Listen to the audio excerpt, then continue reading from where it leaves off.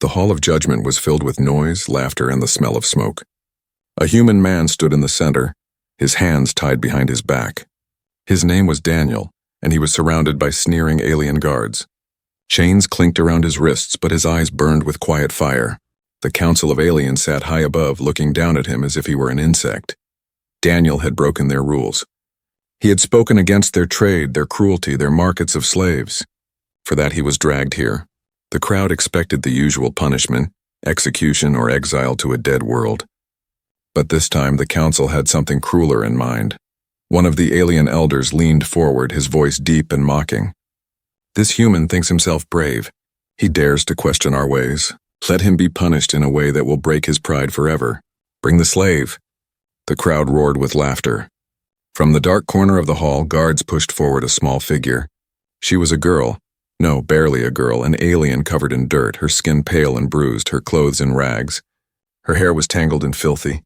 A foul smell followed her steps, and the crowd shouted insults.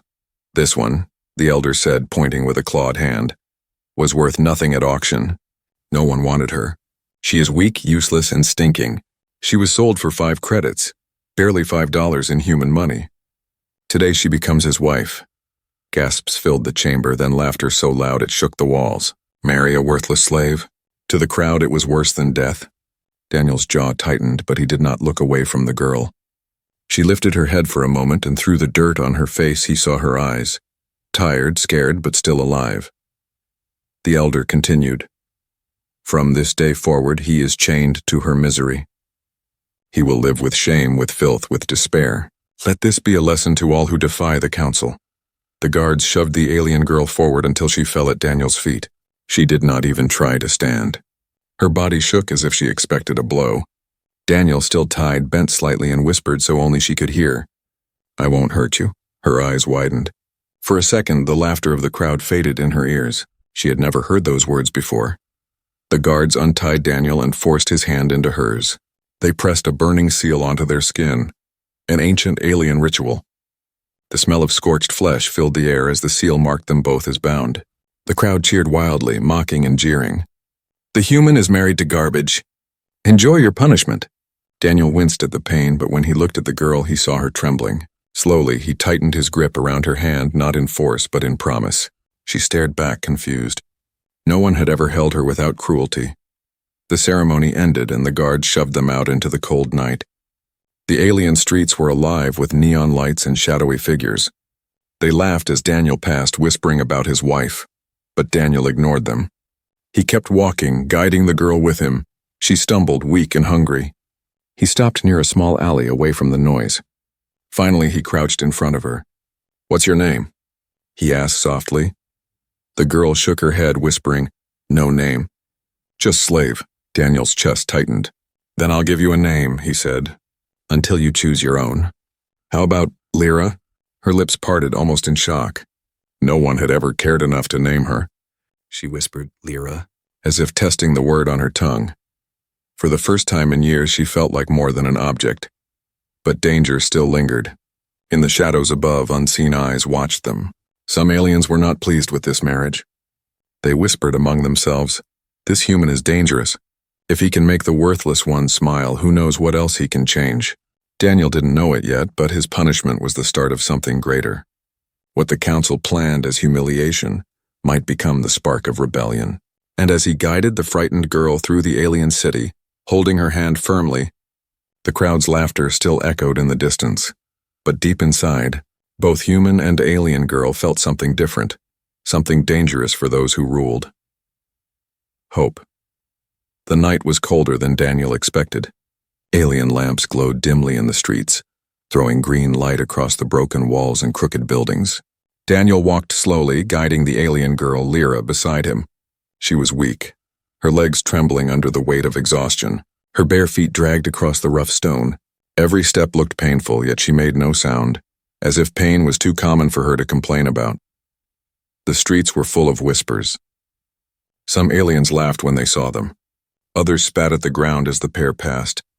Daniel ignored them. He had learned long ago that sometimes silence was stronger than words. He tightened his grip on Lyra's arm, not in cruelty, but to steady her balance. At last they reached a small abandoned shelter near the edge of the city. It wasn't much, just broken walls, a half-collapsed roof, and dust covering the floor. But it was dry, and it was theirs for the night. Daniel pushed open the crooked door, letting Lyra step inside first. She froze at the doorway, her wide eyes darting around the room. The shadows seemed to frighten her. Her body trembled as though she expected someone to strike her. Daniel noticed this and frowned. "It's all right," he said gently. "No one's here. Just us." She looked up at him, her lips parting as if she wanted to speak, but no words came out. Daniel moved inside and began clearing a space on the floor. He found a pile of old cloth in the corner. Dust clung to it, but it was better than nothing. He spread it across the ground like a blanket. Then he gestured for her to sit. "Here," he said softly. Lyra hesitated. She had never been offered a place to sit before. Usually she was ordered to kneel, to serve, to wait like a piece of furniture. Slowly she lowered herself onto the cloth, still watching Daniel with suspicion. Daniel sat across from her.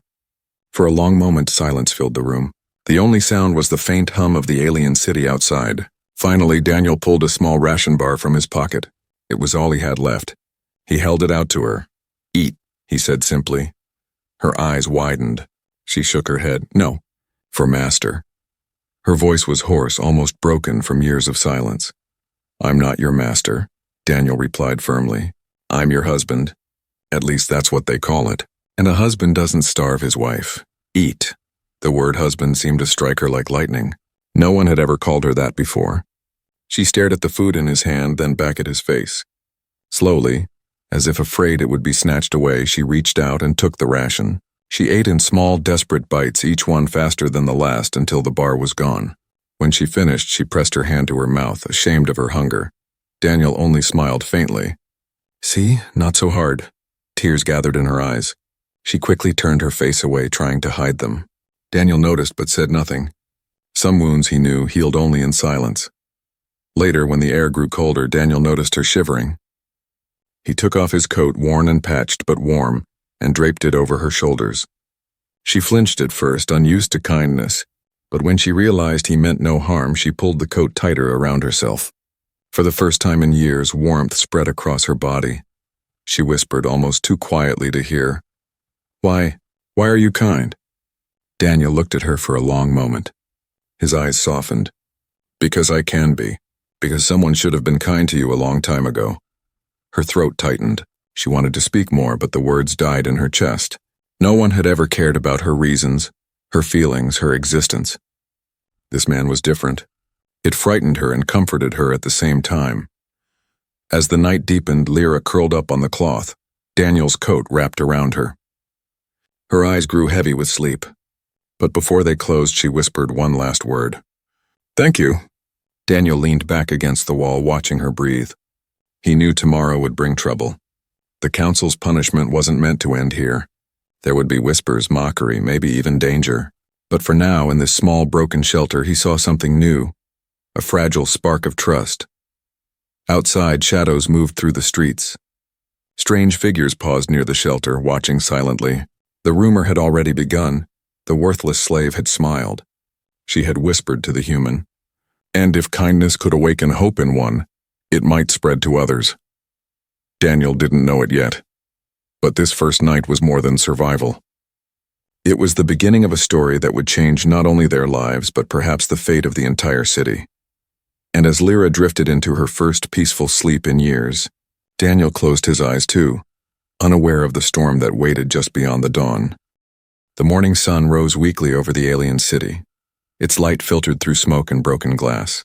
Daniel opened his eyes slowly, his back aching from the hard floor. Beside him, Lyra still slept, curled up in his coat like a small child. For a moment, she looked peaceful, almost fragile, as if the dirt and bruises on her body were only shadows that could fade away.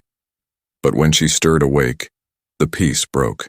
The rattling sound of metal filled the small shelter. Daniel noticed the heavy chains still fastened around her wrists and ankles.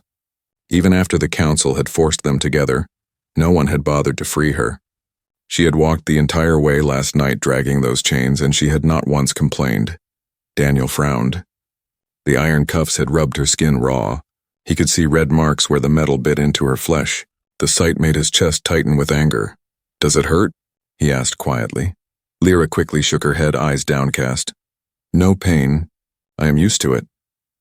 Her voice was flat, practiced, like someone who had said the same words many times before. Daniel sighed. He moved closer, lifting her arm gently. She flinched, expecting a strike, but instead he examined the lock on the cuff. It was old, rusted, but still strong. "You shouldn't have to live like this," he muttered. Her eyes widened in fear. "No, do not remove. Chains mean I belong. Without chains, they punish." Daniel looked at her, his voice firm. "Not anymore. You belong to no one." For a long moment she stared at him as if he had spoken a language she had never heard. Her lips trembled, but no words came. Daniel stood and searched the shelter. Among the rubble he found a broken piece of metal, sharp enough to pry but not too thick. He knelt back beside her, holding out his hand. "Give me your arm." She hesitated, trembling. The chains had been a part of her life for so long that freedom itself felt dangerous. Finally, slowly, she extended her wrist. Daniel worked at the lock, the metal scraping against metal. Sparks flew and sweat formed on his forehead. The lock resisted, as if mocking his effort. But he did not stop. His jaw clenched and his arms strained until, with a loud crack, the cuff snapped open. The heavy chain fell to the ground. For a moment, silence filled the room. Lyra stared at her free wrist in shock. She lifted it slowly, as if she didn't believe it was real. Her eyes filled with tears. She pressed her wrist against her chest, whispering, "Free." The word felt strange on her tongue, but powerful. Daniel smiled faintly. "One more to go." She nodded silently, and he moved to her ankle. This lock was harder, but Daniel refused to give up. Every scrape, every pull, every spark seemed louder in the silence. Finally, with one last push, the cuff snapped apart. The chain clattered to the floor. Lyra gasped, covering her mouth with her hands.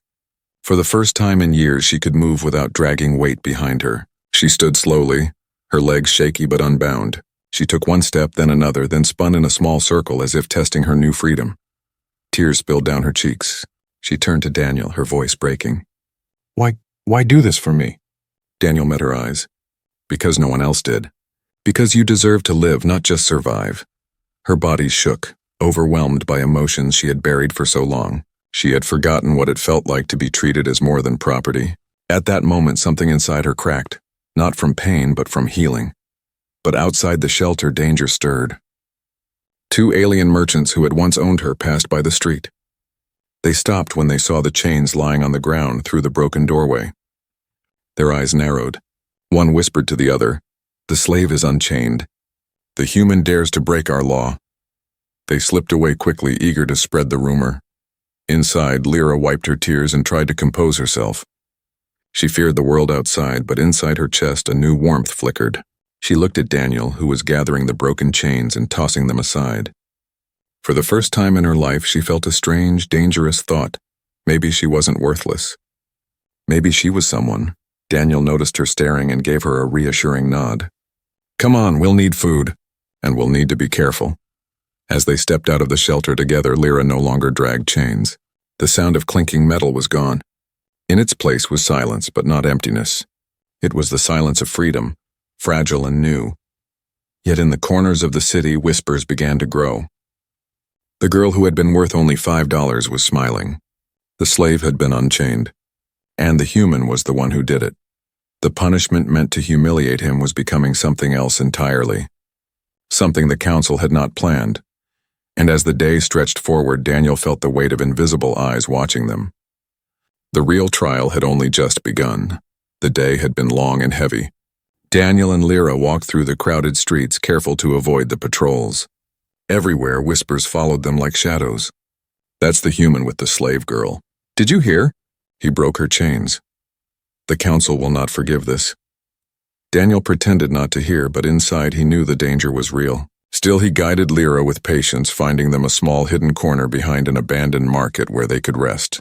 The place smelled of dust and old wood, but at least no one would bother them there. As the last light of the alien sun faded, Daniel gathered scraps of wood and lit a small fire. The flickering glow filled the space, pushing back the darkness. Lyra sat near the flames, her knees pulled to her chest, her eyes fixed on the fire as if it held secrets only she could see. Daniel studied her quietly. Without the chains, she looked different, still frail, still bruised. but there was a faint strength in the way she sat, a spark hidden beneath years of suffering. Yet he also noticed something else. The silence around her was not normal.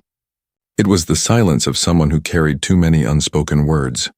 Finally, he asked softly, "Lyra, who were you before all this? Before the chains?" Her body stiffened. For a moment, he thought she wouldn't answer. Her lips parted, then closed again. She hugged her knees tighter. "You don't want to know," she whispered. "I do," Daniel replied gently. "You've carried it alone for too long. Let me carry a part of it." Her eyes shimmered in the firelight. She looked at him, searching for cruelty, for mockery, for the tricks she had learned to expect. But she found only calm patience. Slowly, she began to speak. "I was born in a village far from here," she said, her voice trembling. "It was small, but it was home. My people lived near the river. We sang at night and we planted flowers that glowed in the dark. I remember my mother's hands. They smelled of herbs." Daniel listened, saying nothing. "One night raiders came," she continued. Her voice grew smaller. "They burned everything. They took the children. I remember being dragged from my mother's arms. She screamed, but they struck her down. I never saw her again. Tears rolled down her cheeks, but she did not stop. They sold us in the markets. Some children were bought quickly. Stronger ones, prettier ones. I was small, weak. No one wanted me. So they passed me from one master to another, cheaper each time. Always beaten, always hungry. And when I grew older, they called me useless." Her voice cracked on the last word. Daniel clenched his fists, anger burning inside him. He wanted to storm into the council hall, to tear down their cruelty with his bare hands. But he knew he couldn't. Not yet. Lyra wiped her eyes roughly, ashamed of her tears. "That is who I am. Worthless, nothing." Daniel leaned forward, his eyes steady. "No. That's who they made you believe you are. It's not who you are." She blinked at him, stunned. "But I have nothing. I am nothing." "You're alive," Daniel said firmly. "After everything, you're still here. That means you're stronger than all of them." His words struck her harder than any chain. She stared at him, unable to look away. For years, her voice had been silenced, her value crushed. Yet here was a human, her so-called punishment, telling her she mattered. The fire crackled, filling the silence between them. Finally, she whispered, "No one ever listened before." "Not once." Daniel gave a faint smile. "Then I'll be the first, and the last if I have to." Something shifted inside her then. The wall she had built around her heart, the armor of silence and fear, cracked just a little. She wasn't ready to trust fully, not yet, but she no longer felt completely alone. Outside, the wind carried faint voices. Hidden in the shadows, strangers had heard her speaking. They slipped away into the night, eager to spread rumors. "The slave talks now. She remembers who she was. The human makes her dream again." By the fire, Lyra didn't know this. She only knew that for the first time in years she had spoken her story, and someone had listened. Someone had cared. She lay down near the fire, exhaustion finally claiming her. Daniel watched her for a while, his thoughts heavy. He knew what this meant. If her story spread, if hope spread, the council would see them as a threat. But when he looked at her sleeping face, no longer twisted in fear but softened by relief, he knew it was worth the danger. What the council had called punishment was turning into something they could never control. And far above, unseen eyes in the darkness whispered to each other, "The human has awakened the past in her. This cannot be allowed to continue." The fire had long since burned out, leaving only cold ashes on the ground. Daniel woke to the sound of footsteps echoing faintly in the street outside. He sat up quickly, scanning the shadows. Lyra was still asleep beside him, curled beneath his coat. For a brief moment, he thought maybe it was nothing. But then he heard low voices, too hushed, too careful. He rose and stepped quietly to the doorway. The dim green lamps of the alien city glowed against the walls. Two figures lingered in the shadows across the street, their eyes fixed on the shelter. When they saw Daniel looking, they slipped away quickly into the night. His gut tightened. They weren't just passers-by. They were watching. By the time Lyra stirred awake, the city was alive with whispers. Every corner seemed to hum with the same words. The slave is free. She walks without chains. The human protects her. Merchants spat the rumors like poison. If he makes her believe she is equal, what's next? Will the other slaves rise too? Daniel felt the weight of those whispers everywhere he went. When he led Lyra through the market to buy food with the little credits he had, eyes followed them. Some mocked, some sneered, and a few looked curious, but many looked dangerous. Lyra felt it too. Her shoulders hunched and she kept her head low. But even then she couldn't hide the faint change in her. The freedom of her wrists and ankles, the way Daniel walked beside her instead of ahead. People noticed. Some were angry, some afraid. That night, when they returned to their small shelter, Daniel spoke quietly. "They're watching us. We have to be careful." Lyra looked down, shame creeping into her eyes. "Because of me, you are in danger." Daniel shook his head. "No, because of them. You did nothing wrong." She wanted to believe him, but years of chains were heavy inside her heart. Still, his words gave her strength. What neither of them knew was that plans were already forming in the darker corners of the city. The merchants who had once traded Lyra were furious. They gathered in a smoky tavern, their voices sharp with hatred. The council meant this as punishment, one hissed, slamming his fist on the table. But look at them, walking free, making people talk. That human has turned their shame into pride. Another leaned forward, eyes glinting. "If the slaves begin to hope, the markets will collapse. We can't allow that. We end this before it spreads. How?" A third asked. "With fear," the second replied. "We take the girl back. In front of everyone. We remind them she is nothing. And if the human resists, we crush him." The others nodded. Shadows thickened around their table like smoke from the fire. Plans were whispered. Coins exchanged. Knives sharpened. Back in the shelter, Daniel noticed Lyra restless, her eyes darting in the darkness. She whispered, "I hear them." Voices outside, he listened. At first he heard nothing. Then faint scratching, the kind that didn't belong to rats. He moved silently to the doorway, hand tightening around a piece of wood he had shaped into a crude weapon. The alley looked empty, but the silence was too heavy. He turned back to Lyra. "Stay close to me." She nodded, though fear trembled in her eyes. That night, shadows passed their doorway again. The attackers were not ready yet, but they were close, watching, waiting. Inside, Lyra finally spoke what weighed in her heart. "Why do you fight for me, Daniel? You could have left me. You could live without this danger."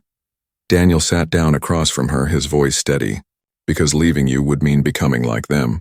And I'd rather die than be like them." Her eyes widened. No one had ever said such words for her. For the first time, she reached out, her hand brushing his. It was a small touch, but for her it was as heavy as the breaking of her chains. But their moment of fragile peace was cut short. A stone struck the wall outside with a sharp crack. Then another. Then a mocking voice, "Human. Enjoy your pet while you can. She'll be ours again soon." Daniel's grip tightened on the wooden club. He stood in the doorway, glaring into the darkness. "If you come for her, you'll regret it," he shouted back. Laughter echoed in reply, cruel and cold. Then silence returned. Daniel stepped back inside, his heart pounding. Lyra sat frozen, fear written across her face.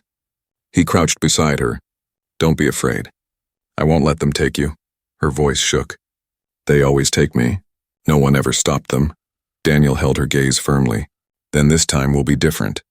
In the quiet that followed, Lyra clung to those words like a fragile lifeline. Outside, enemies gathered in the shadows, sharpening their blades, waiting for the perfect moment. The punishment the council had designed was no longer a private humiliation.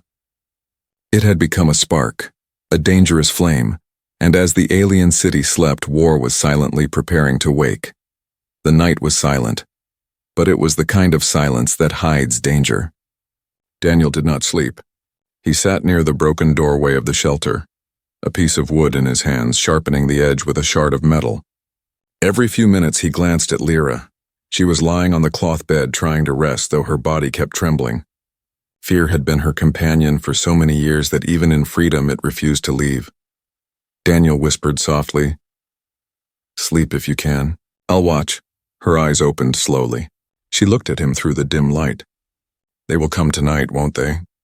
He nodded, honesty heavy in his voice. "Yes, but they'll have to go through me first." Her throat tightened. She wanted to beg him to run, to leave her and save himself.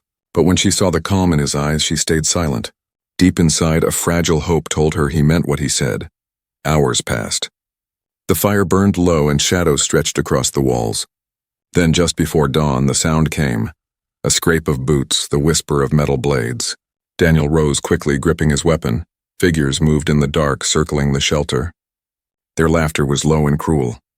One voice called out, "Step aside, human. Give her back and maybe we let you live." Daniel stood in the doorway, blocking the entrance. "She's not yours." "Not anymore." The shadows drew closer. 5 of them, armed with knives, chains, and cruel smiles. They had expected fear. Instead, they found a human standing tall, his stance firm. The first attacker lunged forward, swinging a chain. Daniel dodged and struck hard with his wooden club. The crack echoed as the man stumbled back, clutching his side. Another rushed in from the left, blade flashing. Daniel raised his arm, the knife grazing his skin, leaving a red line of blood. Pain flared, but he didn't falter. He swung the club down with all his strength. The attacker fell groaning. Lyra cried out, her hands pressed to her mouth. She had seen fights before, but never like this, never someone fighting for her. 2 more rushed together, trying to overpower him. Daniel backed into the shelter doorway, using the narrow space so they couldn't surround him. He fought like a cornered wolf, every strike driven by desperation. Blood ran down his arm, but his eyes never wavered. The leader of the group stepped forward, sneering. He was larger than the rest, his blade longer, sharper. "You think you can protect her, human? She belongs to the market. She is nothing." Daniel spat blood and glared at him. "She belongs to no one. She is someone. And you'll never touch her again." With a roar, the leader attacked. Blades clashed against wood, sparks flying in the dark. Daniel staggered under the weight of the blows, but he held his ground. Every strike shook his bones, but he refused to fall. Lyra couldn't stay silent anymore. She crawled forward, her voice breaking. "Stop, please stop hurting him." The leader sneered, swinging harder. "See, girl? He will die for nothing." But Lyra's eyes filled with fire. She saw the truth. The human was bleeding, struggling, but he hadn't let them near her. No one in her life had ever stood between her and danger. And in that moment, something inside her changed. She wasn't just a frightened slave anymore. She was someone worth fighting for. Daniel saw the shift in her eyes, even as pain burned through his body. It gave him strength. With one final roar, he slammed the club against the leader's wrist. The blade clattered to the ground. Daniel struck again, this time across his face, sending him crashing into the dirt. The other attackers froze. Their leader groaned, blood dripping from his mouth.